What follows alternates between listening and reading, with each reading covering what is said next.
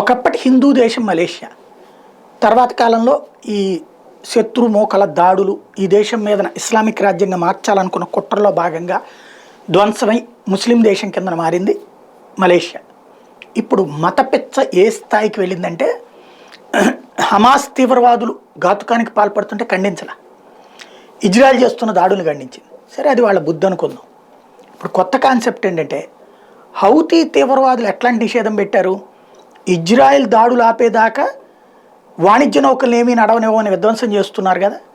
అట్లాగే మలేషియా అంట తన పోర్టుకి ఇజ్రాయెల్కి సంబంధించిన కంపెనీలు ఎవరు కూడా తన దేశంలోని పోర్టులో వ్యాపారం చేయకుండా నిషేధం పెట్టింది. అక్కడ అన్లోడింగ్ కాదు, పార్కింగ్ కూడా ఒప్పుకోదట. తద్వారా మలేషియా తన మత పిచ్చని బహిరంగంగా బయటపెట్టుకున్నట్టయింది. ఓపెన్గా భవిష్యత్తులో మత పిచ్చ కోసం మత దేశాలు ఎలాంటి వ్యవహారాలు జరుపుతాయి అనడానికి సాక్ష్యం అవుతోంది. మిగతా దేశాలని ఒక్కటి కాకపోతే ఈ మత పిచ్చతో ప్రపంచం పెను ప్రమాదానికి లోనవుతుంది.